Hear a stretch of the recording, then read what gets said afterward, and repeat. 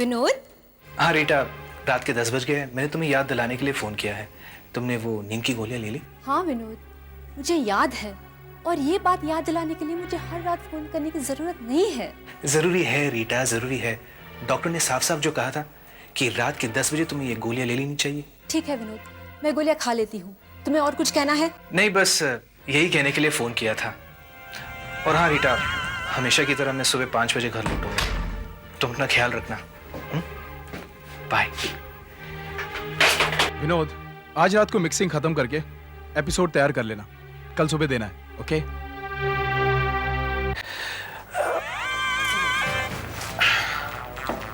यार एक बात तो बता, तू हर रात 10 बजे फोन क्यों करता है? चक्कर क्या है?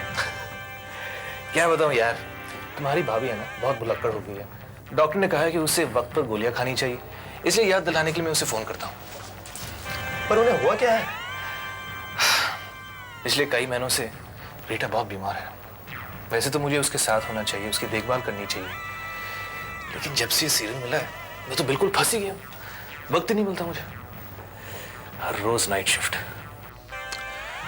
एनीवे, इस वक्त वो सो रही होगी।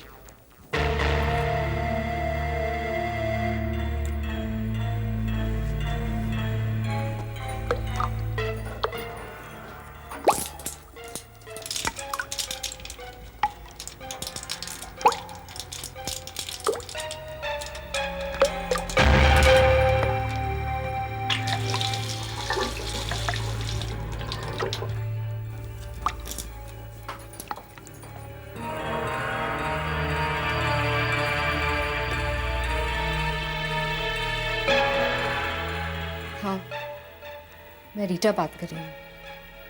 रास्ता साफ है, अब हम मिल सकते हैं। बाय।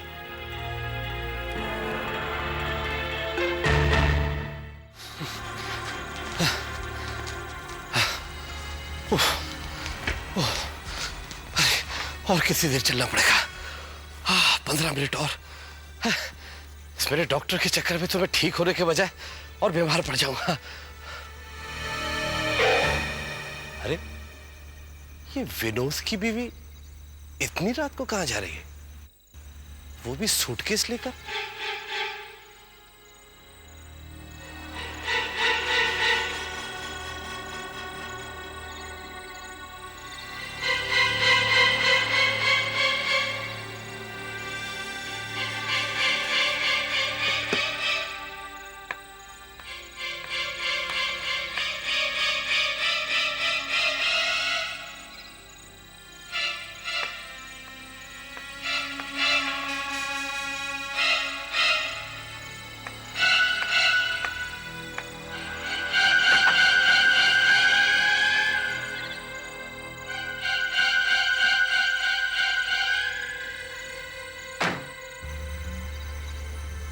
बारह बजे?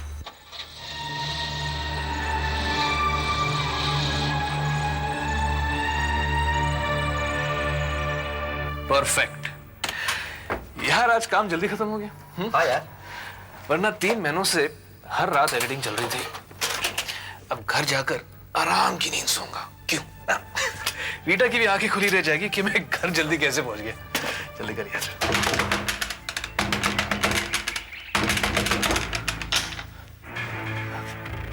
अरे विनोद, इतनी सवेरे सवेरे क्या हुआ? धर्म जी, आपने रीटा को देखा है क्या? वो घर पर नहीं है। पता नहीं इतने सवेरे वो कहां चली गई है। रीटा?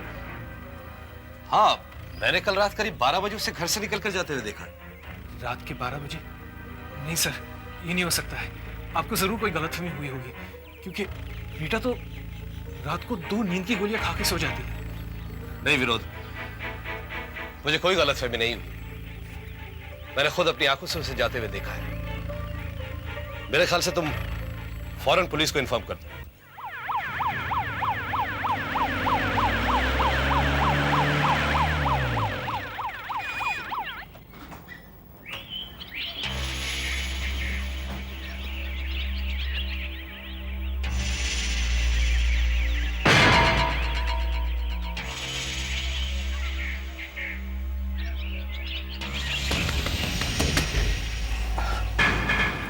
इंस्पेक्टर कैलाश। जी हाँ। देखिए, मेरी पत्नी गायब हो गई है। क्या? हाँ इंस्पेक्टर, मेरी पत्नी घर से गायब हो गई है। गायब हो गई है?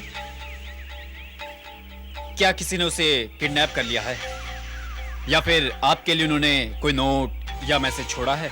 नहीं इंस्पेक्टर, ना कोई नोट ना कोई मैसेज। मैंने अपने सारे रिश्तेदारों और दोस्तों के यहाँ भी पूछा है, लेकिन वो कहीं भी नहीं मिली। ये तो समझ में कुछ नहीं आ रहा है, क्या हुआ होगा सर? वैसे आपकी पत्नी करती क्या है? मेरा मतलब है नौकरी, बिजनेस, या शी इज हाउसवाइफ? नहीं, वो घर से केटरिंग का बिजनेस करती है। ये देखिए, हमारे पास सब कुछ है। फ्रीजर है, माइक्रोवेव है, ओवन है। बहुत अच्छा खाना बनाती है रीटा। शायद इसी काम के सिलसिले में बाहर गई हूँ। मेरा मतलब है किसी पार्टी का ऑर्डर या... पार्टी का ऑर्डर, और वो भी इतनी रात को? नहीं नहीं, और वैसे भी उसने पार्टी के ऑर्डर्स लेने बंद कर दिए थे, क्योंकि उसकी तबीयत कई महीनों से कुछ ठीक नहीं थी। अच्छा, वैसे आप क्या करते हैं? कोई बिजनेस? नहीं सर, मैं एडिटर हूँ। आपने वो सीरियल देखा होगा, क्राइम टाइम, उसी को एडिट करता हूँ मैं। अच्छा, जो आजकल आ रहा है। इसका मतलब है आप दिन रात काम में लगे रहते होंगे? हाँ सर, पिछले कई महीनों से हर रोज नाइट शिफ्ट कर रहा हूँ मैं, रात के 9 बजे से सुबह 5 बजे तक। तो फिर कल रात भी आप वहीं? हाँ सर, मैं वहीं था, और आज सुबह 5 बजे ही लौटा हूँ। अच्छा, इसका मतलब मिस्टर विनोद, जब आप एडिटिंग कर रहे होते हैं तब आपकी पत्नी घर पर अकेली होती है, राइट? हाँ, लेकिन वो रात के 10 बजे तक सो भी जाती थी, क्योंकि डॉक्टर ने उसे 2 नींद की गोली लेने के लिए कहा था।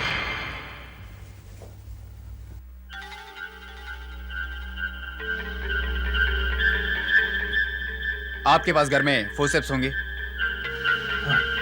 प्लीज।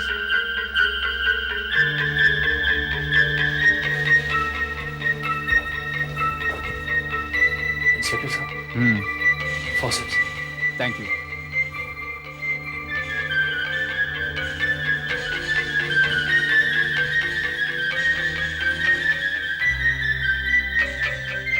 कहीं ये गोली तो नहीं? हाँ, लेकिन आपकी पत्नी ने गोली खाई नहीं, उन्होंने तो सिंक में फेंक दी थी। मिस्टर विनोद, ये तो अच्छा हुआ कि वो अंदर नहीं चली गई, वरना हमें कैसे पता चलता? आप कह रहे हैं कि... राइट। नहीं इंस्पेक्टर, बिना किसी कारण वो अपना घर छोड़कर क्यों चली जाएगी? जरूर किसने उसके साथ जबरदस्ती की है। उनके साथ कोई जोर जबरदस्ती नहीं की गई है।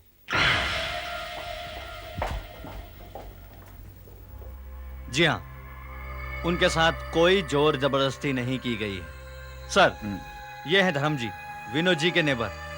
इनका कहना है कि इन्होंने रीटा जी को घर से अकेले जाते हुए देखा है। क्यों धर्म जी? जी हाँ, मैंने उन्हें जाते हुए देखा था। पहले एक टैक्सी आई, वो बाद में आकर उसमें बैठे, और उनके हाथ में एक सूटकेस भी था। हाँ, तो बात एकदम साफ है। सूटकेस का गायब होना, स्लीपिंग पिल्स का सिंक में मिलना, और आपकी पत्नी का अपनी मर्जी से अकेले चले जाना। मिस्टर विनोद, मुझे तो लगता है कि... क्या लगता है आपको? मुझे लगता है कि आपकी पत्नी आपको छोड़कर चली गई है। What? ये कैसे हो सकता है? वो मुझे छोड़कर क्यों चली जाएगी? हम दोनों के बीच तो कोई प्रॉब्लम ही नहीं थी। अगर कोई प्रॉब्लम नहीं थी तो आप ही बताइए, ऐसा क्यों हुआ? मुझे क्या पता? हो सकता है किसी ने उसे फोन करके बुला लिया हो, ये कहकर कि मेरा एक्सीडेंट हो गया है, और फिर बाद में उसे किडनैप कर लिया हो। हाँ इंस्पेक्टर साहब, ये हो सकता है। वो कुछ परेशान भी लग रही थी, और शायद रो भी रही थी। देखा इंस्पेक्टर, प्लीज, अब आपको किसी भी हाल में रीटा को ढूंढना होगा। आप उस टैक्सी ड्राइवर को ढूंढ सकते हैं जो रीटा को यहां से ले गया था। मिसिस रीटा को उस रात तुम अपने टैक्सी में ले गए थे? हाँ साहब, उन्होंने टैक्सी मंगवाई थी। उस रात मैं ही ड्यूटी पर था, इसलिए मैं चला गया। कितने बजे? यही कोई 12 बजे के आसपास। मैं वहां पर पहुंचा तो वो बिल्कुल तैयार खड़ी थी, और उनके हाथ में एक बड़ा सूटकेस था। उसके साथ कोई और था? नहीं साहब, वो बिल्कुल अकेली थी। वो कहां जाना चाहती थी? वो मैंने पूछा था उससे, कहाँ चलना है मैडम? मरीना लेक, बहुत अर्जेंट है। मरीना लेक? इतनी रात को? हाँ, बहुत अर्जेंट है, जल्दी गाड़ी चलाओ। कोई प्रॉब्लम है मैडम? नहीं, कोई प्रॉब्लम नहीं, प्लीज गाड़ी चलाओ जल्दी, प्लीज। मैडम, आप रो क्यों रही हैं? आपको इससे मतलब क्या है? मुझे तो तभी शक हो गया था कि कुछ गड़बड़ है। मरीना लेक पहुंचने के बाद क्या हुआ? मैंने उसे मरीना लेक से थोड़ी दूर पहले ही छोड़ दिया। मैंने उससे कहा भी कि मैं उसे आगे तक छोड़ सकता हूं, मगर उसने मना कर दिया। वो पैदल ही जाना चाहती थी। तुमने और कुछ देखा वहां? अरे हाँ साहब, मैं कुछ दूर ही गया हूंगा कि सामने से तेजी से एक गाड़ी आती दिखाई दी। मरीना लेक की तरफ जा रही थी। क्या तुम इस गाड़ी को पहचान सकते हो? नंबर याद है तुम्हें? नहीं साहब, बस इतना बता सकता हूं कि हरे रंग की एक गाड़ी थी। और साहब, दूसरे दिन जब मैं टैक्सी साफ कर रहा था, मुझे ये मिला।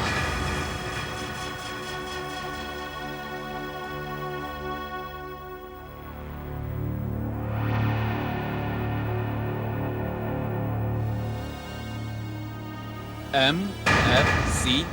क्या तुम यकीन के साथ कह सकते कि ये उसी का है? इसमें तो MFC लिखा है और उसका नाम तो रीटा है। लेकिन सर, उसके बाद टैक्सी में कोई बैठा ही नहीं। उसी का होना चाहिए।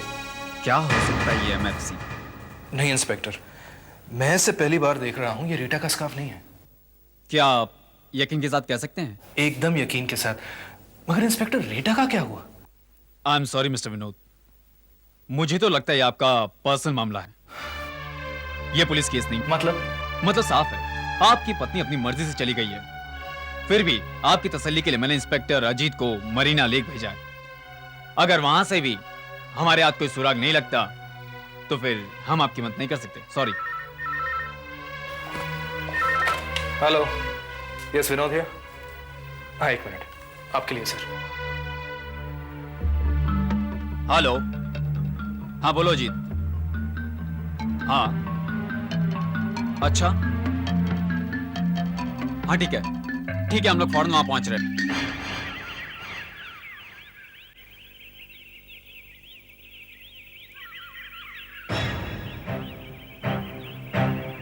सर, ये सूटकेस तालाब के बीचों बीच मछली पकड़ने वालों को मिला है। कहाँ? वहां से? जी हाँ, वहाँ तालाब के बीचों बीच। अभी तक देखिए खोला तो नहीं ना? यही रीटा का बैग है, यही रीटा का बैग है। खोलो इसे, खोलो। अभी तक खोला तो नहीं ना? No sir. देखो अंदर क्या है। जी हाँ, देखता हूँ।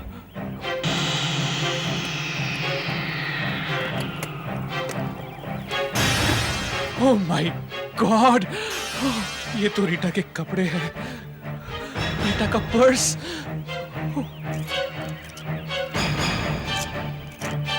ये देखिए रीटा के जेवर। ओह माय गॉड, रीटा की अंगूठी जो उसके पिता ने उसे दी थी। और ये देखिए पैसे। अब तो आपको मेरी बात का यकीन आ गया ना? अगर रीटा मुझे छोड़कर जाना चाहती तो फिर ये सूटकेस पानी में क्यों फेंक देती? मैं कब से आप लोगों को कह रहा हूं कि रीटा को जरूर कुछ हुआ है। कब से? रीटा, रीटा, रीटा, मिस्टर विनोद, संभालिए अपने आप को। अब क्या कहते हैं मिस्टर विनोद? संभालिए, समझने की कोशिश कीजिए।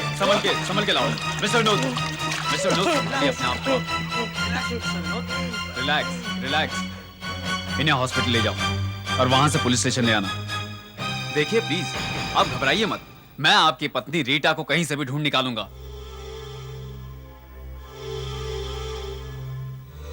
आराम से ले आओ इन्हें, यहाँ ले आओ। बैठा दो। ठीक है, तुम लोग जा सकते हो। सर, डॉक्टर ने इन्हें ट्रैंक्विलाइजिंग शॉट दिया है।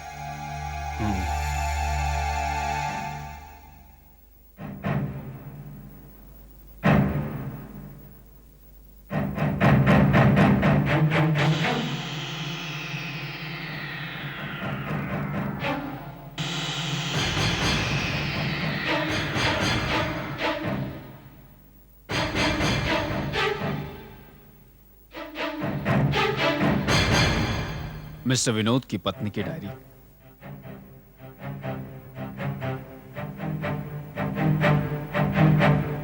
मिस्टर विनोद, आपकी पत्नी की डायरी से हमें एक नंबर मिला है। यह नंबर कोई इंपॉर्टेंट हो सकता है। इसे 3-4 बार सर्कल किया गया है। क्या आप इसे जानते हैं? नहीं, मैं इसे नहीं जानता। इसको ढूंढने का एक ही तरीका है, डायल करके देखते हैं। Yes sir.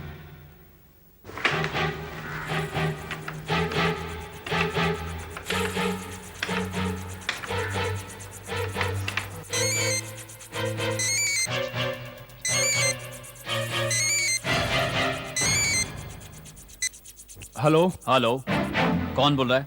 Ratnakar, Rahul studio से। मगर आप कौन बोल रहे हैं? रत्नाकर, राहुल स्टूडियो से। मिस्टर विनोद, यही वो जगह है ना जहां आप काम करते हैं? हाँ मिस्टर रत्नाकर, अच्छा होगा अगर आप पाषाण पुलिस स्टेशन अभी इसी वक्त पहुंच जाए। मेरा इससे कुछ लेना देना नहीं है। देखिए देखिए मिस्टर रत्नाकर, मैं एक बार फिर आपसे पूछ रहा हूं, क्या आप मिसेस रीटा को जानते थे? देखिए, आपकी भलाई इसी में है कि आप अपने आप सब कुछ बता दे, प्लीज। मैं मानता हूं मेरे रीटा के साथ ताल्लुकात थे पिछले 8 महीनों से। क्या हर रात मुझे 9 बजे से 5 बजे तक एडिटिंग पर बैठा दिया? और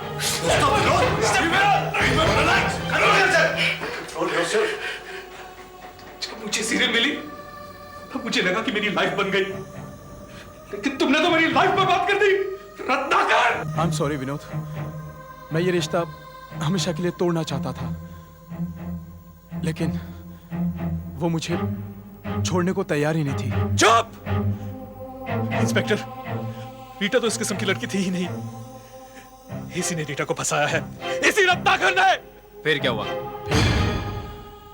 3 हफ्ते पहले की बात है।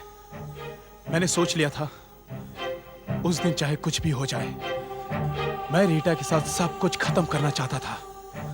रत्नाकर, मैं विनोद से तलाक ले लूंगी, फिर हम दोनों शादी कर सकते हैं। मैं तुमसे शादी करना नहीं चाहता, मैं तो तुमसे दोबारा मिलना भी नहीं चाहता। ये तुम क्या कह रहे हो रत्नाकर? वही जो तुम सुन रही हो। हमारे बीच सब कुछ खत्म हो चुका है रीटा। आज के बाद तुम दोबारा मुझे फोन भी मत करना। तुम समझते क्या हो? मैं तुम्हें ऐसे जाने दूंगी? इसका बदला मैं जरूर लूंगी। अगर तुमने कुछ भी करने की कोशिश की तो इसका अंजाम अच्छा नहीं होगा। सुना तुमने? मिस्टर रत्नाकर, तुम्हें सोसाइटी में अपनी पोजीशन पर बड़ा गुरूर है ना? मैं तुम्हारी ऐसी हालत बना दूंगी कि तुम किसी को मुंह दिखाने के लायक नहीं रह जाओगे। 2 हफ्तों तक उसका फोन नहीं आया, फिर अचानक 20 तारीख की रात को। 20 तारीख की रात को? उसी दिन तो रीटा गायब हुई थी। हाँ, उस रात को मैं स्टूडियो में बैठा हुआ था। करीब 11:30 बजे उसने फोन किया। Hello. Hello Ratnakar, please phone मत रखना। सिर्फ एक बार, आखिरी बार मुझसे मिलो प्लीज। ठीक है। तो ठीक है, तुम मरीना लेक पहुंच सकते हो? मरीना लेक? पागल तो नहीं हो गई हो? इतनी रात को वहां?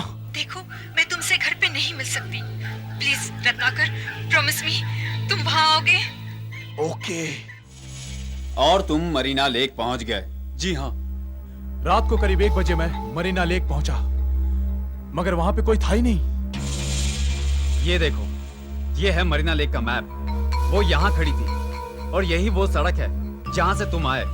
मतलब मरीना लेक पहुँचने के लिए तुम्हें उसके पास से गुजर कर जाना पड़ा होगा। मैं उससे मिला ही नहीं। शायद वो मेरे आने से पहले ही वहां से चली गई होगी। टैक्सी ड्राइवर ने उसको छोड़ा और वापसी में आपको आते हुए देखा, और आप कह रहे कि आप उससे मिले ही नहीं। ये सब उसने मुझसे बदला लेने के लिए किया है। जरा सोचो, कोई मिलने के लिए इतनी दूर सुनसान में क्यों बुलाएगी? और एक बात हो सकती रत्नाकर साहब। क्या? वो ये कि तुमने रीटा को फोन करके मरीना लेक आने के लिए कहा, और वहां तो सुनसान है। लाश को आराम से ठिकाने लगा सकते हैं।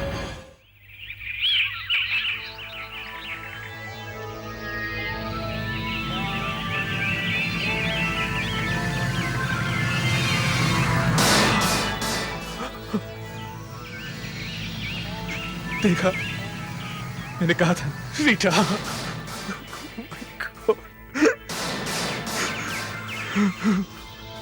मैंने आपसे कहा था ना, रीटा को जरूर कुछ हुआ है।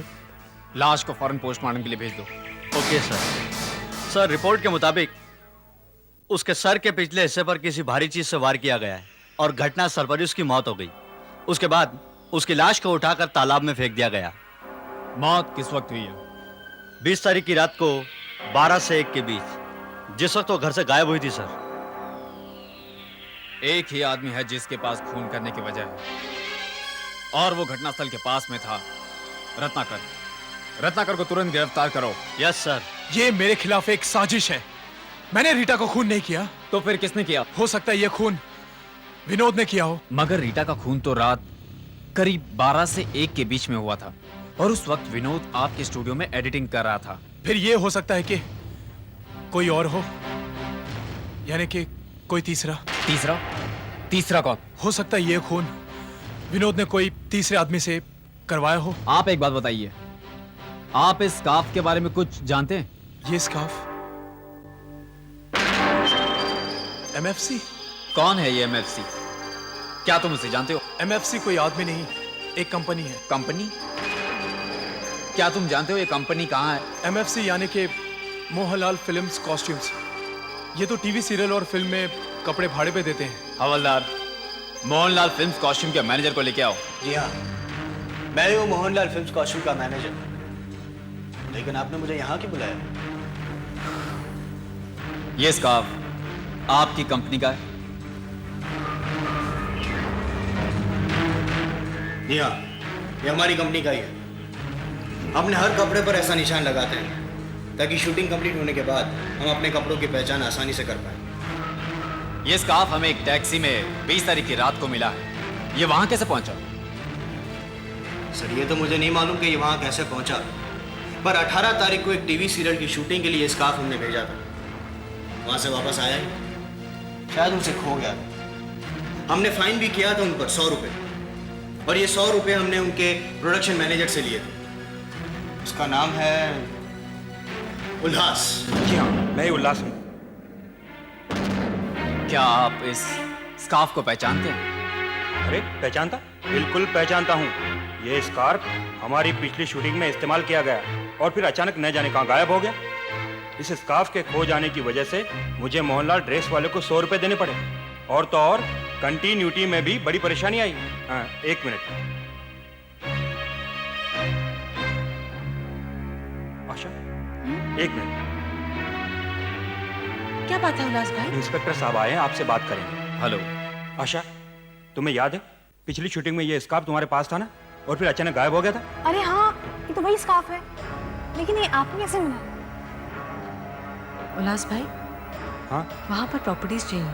अच्छा साहब, आप दोनों बात कीजिए। Excuse me. जी। आशा जी, मैं आपसे कुछ पूछना चाहता हूँ। ये स्कार्फ हमें एक टैक्सी में मिला है। टैक्सी में? जी। लेकिन मैं तो टैक्सी में जाती नहीं हूँ। जब से ये सीरियल शुरू हुआ है मैंने अपनी कार खरीद ली है, अब उसी से आना जाना होता है। लेकिन ये स्कार्फ टैक्सी में कैसे आया? हाँ, ये हो सकता है कि कोई प्रोडक्शन वाला इसे अपने साथ ले गया हो और फिर वहीं टैक्सी में भूल गया हो।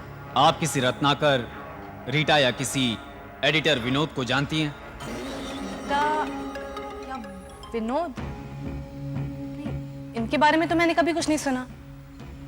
हाँ, लेकिन रत्नाकर, कहीं आप वो प्रोड्यूसर रत्नाकर की बात तो नहीं कर रहे जिनका अपना स्टूडियो भी है? जी हाँ, उन्हीं के बारे में पूछ रहा हूँ। हाँ, जानती तो हूँ, लेकिन इतनी अच्छी तरह नहीं।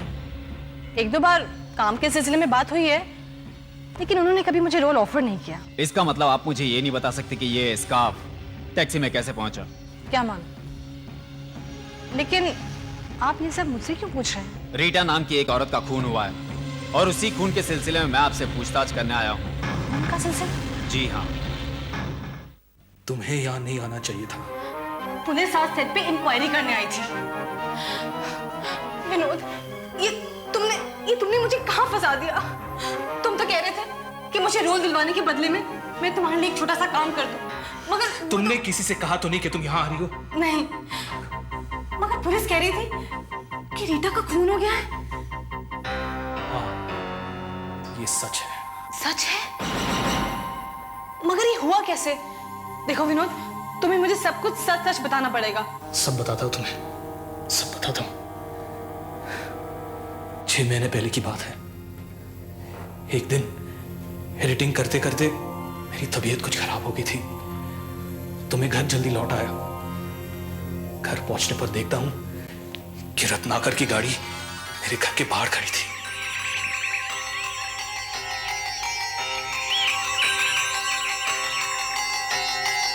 रत्नाकर की गाड़ी और मेरे घर के बाहर। घर में तो सिर्फ रीटा है। इसका मतलब नहीं, इसका मतलब रीटा और रत्नाकर का अफेयर था? हाँ, और उस दिन से मैं उन दोनों से बदला लेना चाहता था। मैं कई दिनों तक सोचता रहा।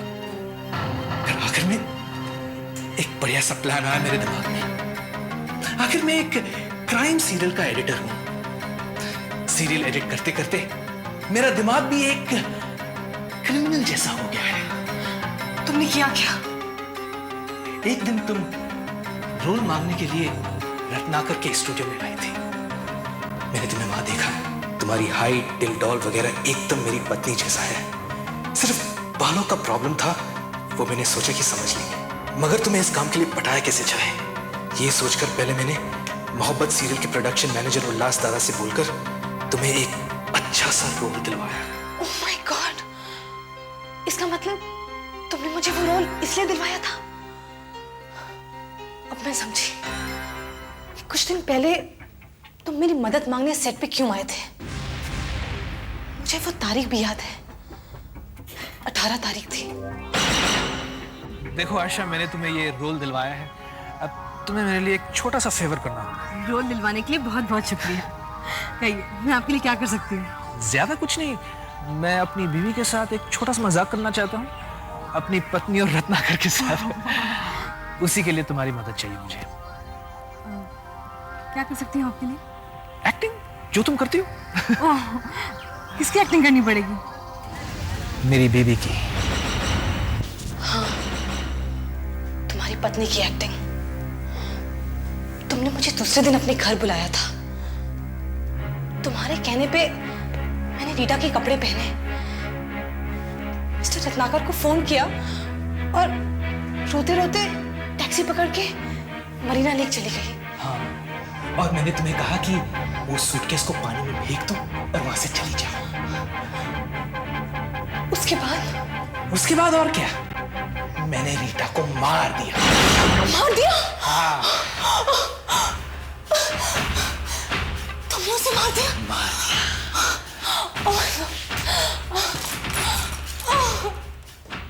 मार दिया मैंने रीटा को। क्योंकि मैं चाहता था कि पोस्टमार्टम से पुलिस को यह पता चले कि रीटा की मौत 12 बजे के आसपास हुई थी। 12 बजे जब रत्नाकर रीटा से मिलने मरीना लेक पहुंचा था, लेकिन रीटा तो 5 बजे ही मर चुकी थी। इसलिए मैंने उसकी लाश को इस डीप फ्रीजर में डाला। डीप फ्रीजर में? हाँ, एक बार लाश डीप फ्रीजर में डाल दो तो वो सड़ती नहीं। डॉक्टर को तो पता ही नहीं चलेगा कि मौत किस वक्त हुई।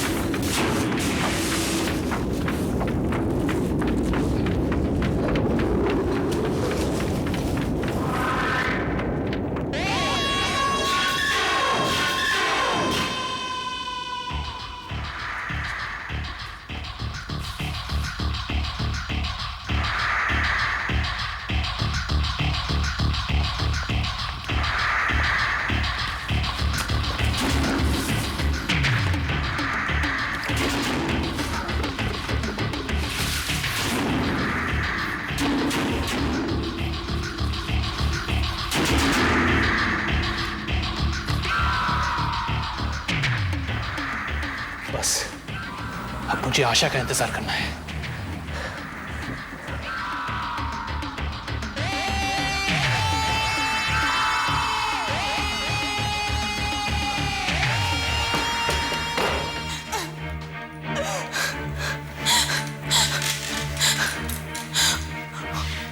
और मैं शाम को पहुंच गई तुम्हारा एहसान चुकाने के लिए।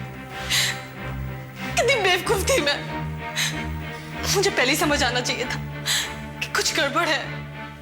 मगर आप अपनी पत्नी के साथ ऐसा मजाक कर क्यों रहे हैं? बस एक छोटा सा मजाक है, नथिंग सीरियस। मगर कुछ नहीं। देखो तुम एक एक्ट्रेस हो, बस अपना काम करती जाओ। इसे भी एक एक्टिंग असाइनमेंट ही समझ लो। ओके। वैसे तुम एक्टिंग का कितना लेती हो? मैं पर डे 2000 लेती हूँ। 2000? बस 2000 तो फिर 2000। क्या कर रहे हैं आप? I didn't mean this Vinod, आपसे नहीं। I mean please. जो भी है रख लो। अरे बस रोना मत भूलना।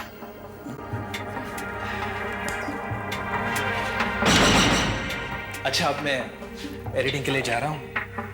जो काम करने के लिए कहा था बिल्कुल मत भूलना। ओके ठीक है।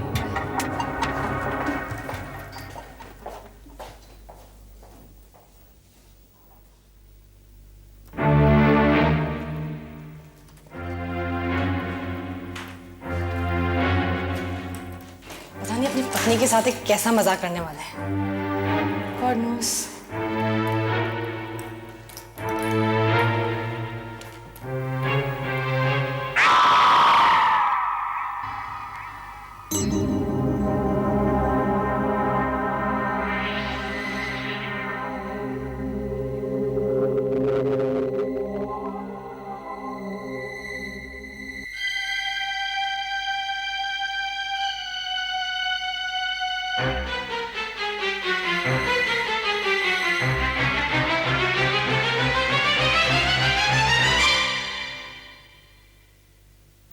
आइसक्रीम।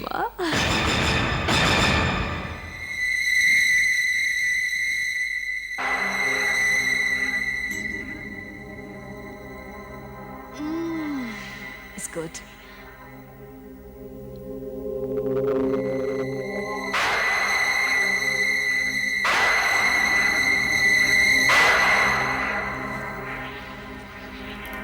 इसको बंद तो कर दूं मैं। लाश के ऊपर मैंने श्रीखंड और आइसक्रीम रख दी थी। लेकिन मुझे तो लाश दिखी ही नहीं। हाँ, बाकी सब एकदम प्लान के मुताबिक हुआ। जाते समय मैंने फ्रीजर बंद कर दिया, बर्फ पिघलनी शुरू हो गई।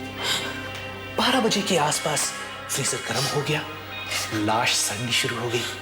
सुबह 5 बजे जब मैं घर लौटा तब मैंने लाश को उठाकर कार में डाला और जाकर मरीना लेक में फेंक दिया। Plan complete. डॉक्टर कहते हैं कि रीटा की मौत 12 बजे के आसपास हुई। 12 बजे जब रत्नाकर रीटा से मिलने वाला था। इसका मतलब रत्नाकर ने रीटा को मारा ना? मुझे नहीं पता था कि मैं खून में हाथ बटा रही हूँ। हाँ, बस तुमने 2 गलतियां की। एक, तुमने वो स्कार्फ टैक्सी में छोड़ दिया। और दूसरी, बिना किसी बताए तुम यहां चली आई। अब किसी को पता भी नहीं चलेगा कि तुम गायब हो गई हो। मतलब कि मैं तुम्हारा भी खून करने वाला हूं। आपके जाने के 10 मिनट के बाद ही आशा गायब हो गई। फिर वो मुझे कहीं नहीं मिली। उसकी वजह से पूरी शूटिंग मुझे कैंसिल करनी पड़ी। लेकिन आशा गायब क्यों हो गई, वो भी बिना बताए? ये सब आपकी पूछताछ की वजह से हुआ। आखिर उससे आपने क्या कहा था? मैं खून के सिलसिले में उससे पूछताछ कर रहा था। खून? मैं जानना चाहता था कि क्या वो रत्नाकर या वीडियो एडिटर विनोद या उसकी पत्नी रीटा को जानती है। मगर उसने कहा कि मैं सिर्फ रत्नाकर को जानती हूँ, विनोद या रीटा का तो नाम तक नहीं सुना मैंने। क्या कहा उसने? वो विनोद को नहीं जानती? हाँ। अरे विनोद की वजह से ही तो उसे मेरी सीरियल में काम मिला था। अच्छा जी, विनोद की और हमारी पुरानी जान पहचान थी। उसने मुझसे कहा कैसे भी करके उल्लास भाई आशा को आपकी सीरियल में काम दे दो।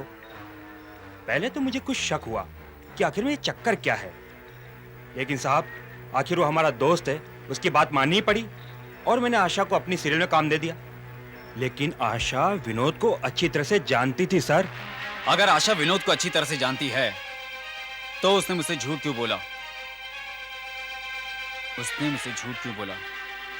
हाँ, हमें इसी वक्त विनोद के घर जाना चाहिए। 10:15 बज रहे। वो मेरा पड़ोसी धर्म 11 बजे तक घूमता रहता है। उसके बाद ही मैं इस लाश को ठिकाने लगा सकूंगा। तब तक यही ठीक है।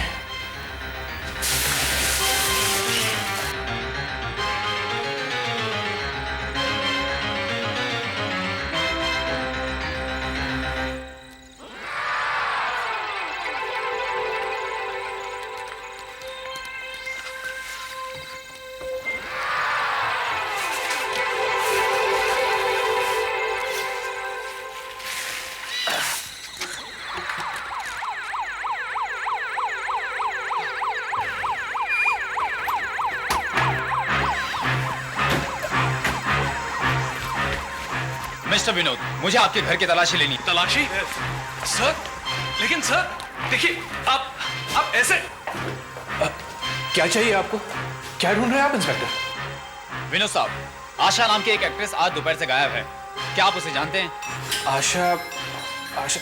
अरे हाँ, उसे तो मैंने रोल दिलवाया था अपने दोस्त उल्लाह से कहकर। लेकिन जब मैंने उससे पूछा कि आप विनोद को जानती हैं, तो उसने कहा ना। उसने झूठ क्यों बोला? और उसके बाद वो शूटिंग छोड़कर न जाने कहां चली गई। उसने झूठ क्यों बोला? कहां गई होगी वो?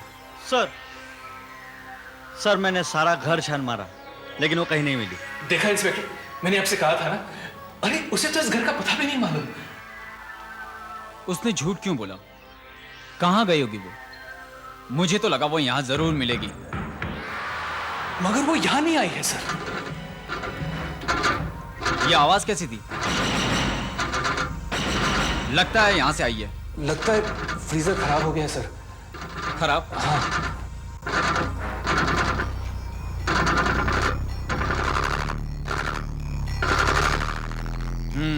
लगता तो है। आवाज कुछ ठीक नहीं है। हाँ, मुझे मैकेनिक को बुलाना पड़ेगा। मशीन को कुछ ज्यादा ही काम करना पड़ रहा है। लगता है आपने कुछ ज्यादा सामान भर दिया है। खैर, जल्दी से ठीक करा लो, नहीं तो सारा सामान खराब हो जाएगा और आपको फेंकना पड़ेगा।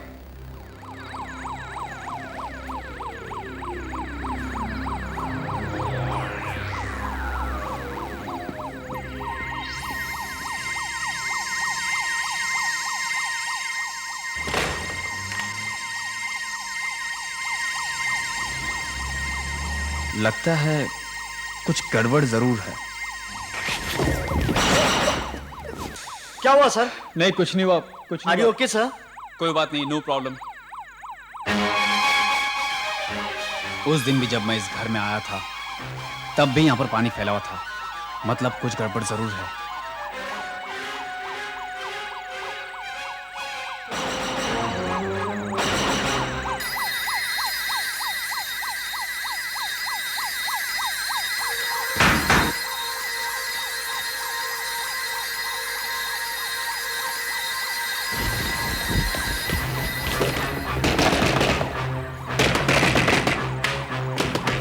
अब आपको क्या चाहिए? हट जाओ। हाँ? आपने बाहर कचरे के डब्बे में बहुत सारी आइसक्रीम और खाने का सामान फेंका है। क्यों? क्योंकि ये फ्रीजर खराब हो गया इसलिए। मुझे चाबी दो, मैं देखता हूं, मैं ठीक कर लूंगा। चाबी मिल रही है मुझे। चाबी मिल नहीं रही है। देखिए, आप ऐसा नहीं कर सकते। आप ऐसा नहीं कर सकते। देखिए,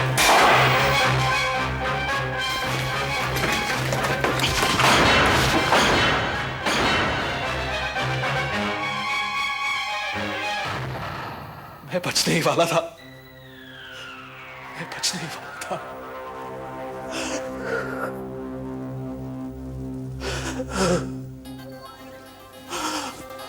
देख रहे हैं, आशा अपने आप बता रही कि उसका मुजरिम कौन है। हटके और भी डरावनी और सस्पेंस से भरे वीडियोस देखने के लिए हमारे चैनल को सब्सक्राइब करें और बेल आइकॉन दबाना न भूलें।